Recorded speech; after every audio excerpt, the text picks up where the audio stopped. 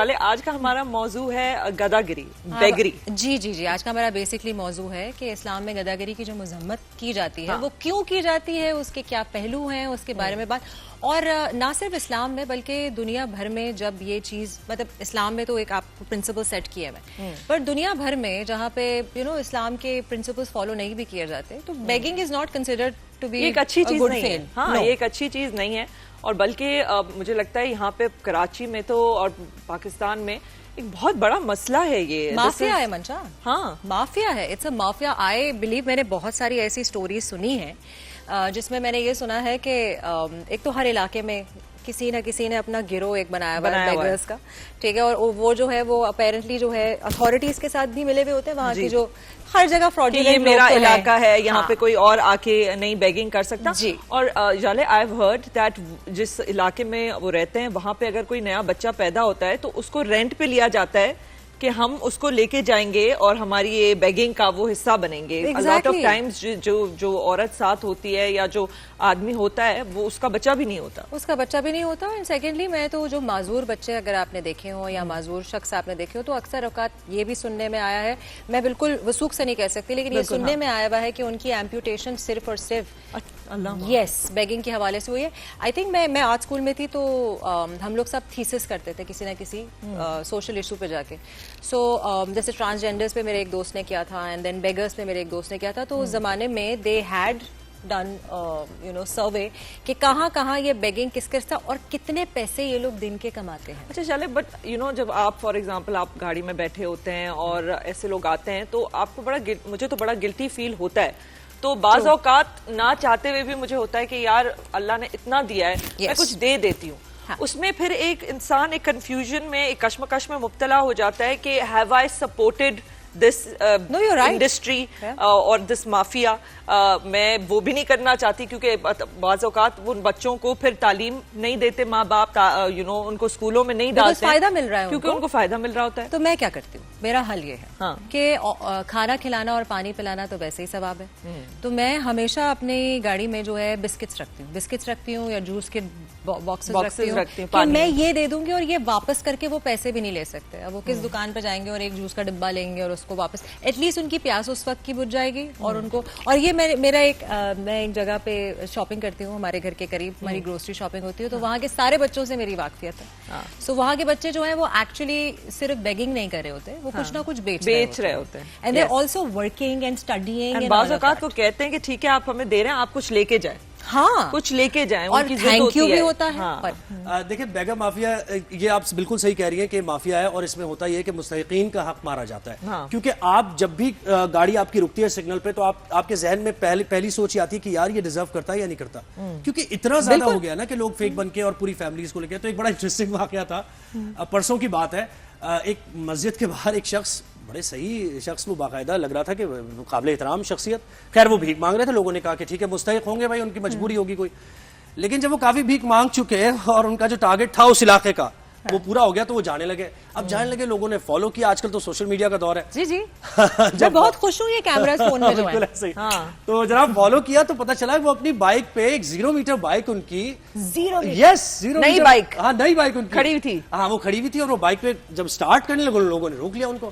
اور پھر جب ان کو ظاہر کچھ جواب تھا نہیں ان کے پاس کہ بھئی کہاں کیسے, تو پتا چلا کہ یہ ایسے لوگ بھی آپ دیکھیں کہ وہ بھیک مانگتے ہیں مختلف علاقوں میں کراچی کے. اور کراچی میں تو دیکھیں باہر سے بھی لوگ آتے ہیں, یعنی رمضان تو سیزن ہے. بالکل رمضان کا وقت جو ہوتا ہے اور عید جب قریب آ رہی ہوتی ہے تو ہمیں پتا ہے کہ کراچی میں ایک تو کرائم ریٹ بہت بڑھ جاتا ہے. کرائم ریٹ بھی بڑھ جاتا ہے بہت زیادہ, چوری زیادہ ہو رہی ہوتی ہے, موبائل سنیچنگ زیادہ ہوتی ہے اور بیگنگ ڈیفینیٹلی کیونکہ بہت لوگ آتے ہیں, کاروباری لوگ آ رہے ہوتے ہیں, رخ کرتے کراچی کا میٹروپولس ہے. اوپر سے ابھی ایک اور قصہ جو ہے ہمارے ساؤنڈ والے جو بھائی ہیں انہوں نے بتایا کہ وہ نام میں بیگر کا بھول رہی ہوں بٹ وہ گولی شوکت بھکاری ہے. شوکت بھکاری اور نام ہے ان کا باقاعدہ. ان پہ اللیجڈلی ایک خبر بھی چل رہی ہے ایک دوسرے جو ہے چینل پہ اور ڈان پہ شاید یا ایک اور چینل پہ ان پہ چل چکی ہے کوئی خبر. اور یہ بتا رہے یہ رہتے. شکل سے لوگ واقف ہو چکے ہیں لیکن پھر بھی ان کے 3 گھر ہیں.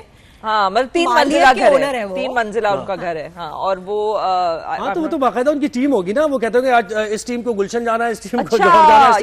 یہ صحیح کہہ رہے ہیں کہ ان کے نیچے لوگ ہوں گے. اکاؤنٹیبلٹی بھی ہوتی ہے. ہم نے تو جب ہمارے رپورٹرز نے انویسٹیگیٹ کیا تو ان کی باقاعدہ اکاؤنٹیبلٹی ہوتی ہے کہ ہاں بھائی کتنا لائے ہو, اوہو یہ کم پیسے ہیں, اس کو دوسرے سگنل پہ بھیجو, باس بیگر. ہاں یہ چلتا ہے جی. یہ کہاں ملتی ہے یہ جاب؟ اگر مجھے تھک جاؤں اور میں نہیں آؤں اللہ معاف, نہیں جالے کیا ہو گیا. نہیں but you know this is such a problem. Zohaib تو مجھے یہ بتائیں کہ کیوں نہیں ہماری اتھارٹیز اس کے بارے میں کچھ کرتی, کیونکہ یہ ٹاپک بہت دفعہ ڈسکس ہو بھی چکا ہے, ہم بھی کر رہے ہیں, لیکن بہت دفعہ ڈسکس ہو چکا ہے. پورا پیکج جب ڈان چلا چکا ہے, اور آئی ایم شیور دوسری جگہوں پہ بھی اس کے بارے میں انگنت کانورسیشنز ہو چکی ہے, میں نے خود کی ہیں ایز اے ہوسٹ. سو مجھے بتائیے اتھارٹیز کا کہاں ہے؟ دیکھیں ہوتا یہ کہ کراچی کی اگر ہم بات کریں تو عروس البلاد ہے, میٹروپولیٹن سٹی ہے, اس کو مینج کرنا ویسے ہی بڑا مشکل کام ہے.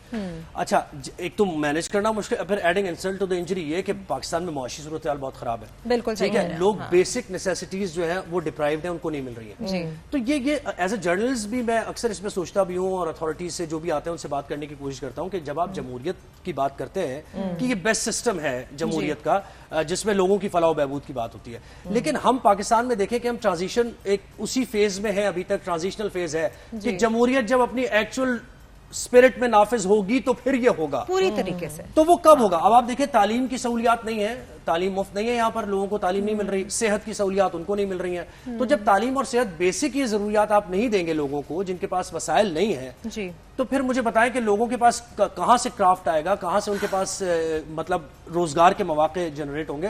تو یہ دیکھیں ایک پورا ایک سرکل, ایک یعنی ایک چینڈ افیکٹ ہے. But don't you think that اس میں کچھ ہیومن جو ٹیمپرمنٹ ہے اس کا بھی حصہ ہے, کیونکہ یو کے میں میری بہن یو کے میں رہتی ہے, مجھے پتا ہے وہاں کی جو گورنمنٹ ہے آپ کو ان امپلائمنٹ بینیفٹس بھی دیتے ہیں اور سنگل مدر بینیفٹس بھی ملتے ہیں. اس کی وجہ سے بہت لوگ کام نہیں کرتے ہیں, بہت لوگ جاب نہیں کرنا چاہ رہے وہاں پہ, کیونکہ ان کو پتا ہے کہ ہمیں لوگ امپورٹ کر رہے ہوتے ہیں باقاعدہ لیبر یہاں سے, کیونکہ وہاں پہ لوگوں کو پتا ہے کہ اگر ہم کام نہیں کریں گے تو ہمیں ان امپلائمنٹ بینیفٹ ملے گا. تو اگر کام نہ کر کے آپ کو کوئی بینیفٹ مل رہا ہے تو یہ ہیومن سائیکی کا بھی تو حصہ ہے کہ اگر سائیکی کا حصہ, لیکن دیکھیں کام نہ کر کے وہ ایسا نہیں ہے کہ کام نہیں کر رہے آپ, وہ دیکھتے ہیں ایک ایج لمٹ ہے. یعنی اب یورپ کی آپ بات کریں تو پکڑ ہے ایگزیکٹلی ایسا ہے کہ آپ 40 ایئرس کے ہیں اور آپ جا کے, ایسا نہیں ہو سکتا کہ آپ جا کر کہیں کہ جناب آپ یو سی کے آفس میں گئے, آپ نے کہا کہ میں کام نہیں کرنا, کہتے نہیں آپ you are hale and hearty, آپ کام کر سکتے ہیں, تو آپ کو نہیں ملے گا. لیکن کوئی اگر آپ کو النس ہے, کوئی میڈیکل کوئی ریزن ہے, تو آپ کو ضرور وہ دیں گے, کیونکہ دیکھیں ریاست جو ہوتی ہے نا, ریاست ماں کے جیسی کیسے آپ کہہ سکتے ہیں, اور تبھی آپ کہہ سکتے ہیں کہ ریاست اپنے لوگوں کے حقوق کو سیف گارڈ کرے.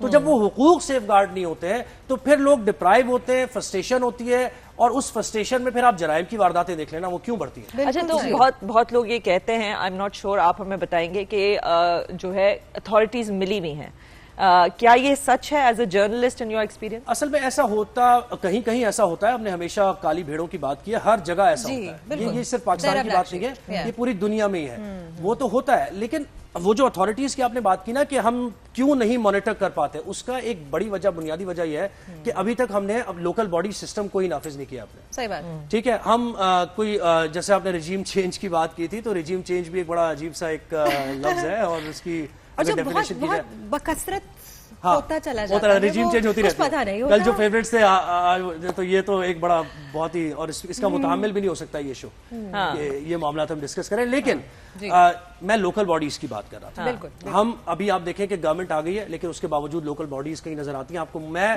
یہ بیٹ لگانے کو تیار ہوں کہ آپ کسی بھی علاقے میں چلے جائیں, سروے کریں, اور آپ پوچھیں آپ کا یو سی آفس کہاں ہے. جی مجھے نہیں پتا, مجھے نہیں پتا یو سی کا نمبر کیا ہے آپ کے یو سی آفس کا, نہیں پتا. تو جب آپ کو یہی نہیں پتا ہوگا تو پھر آپ کو وہ جو کمیونٹی پولیسنگ کا کانسیپٹ ہے وہ نہیں ہے نا یہاں پر. میں یہ ہماری جو ٹیم میں سارے ممبران ہیں, آپ لوگوں کو پتا ہے یو سی آفس کا, ہاتھ کھڑا کریں.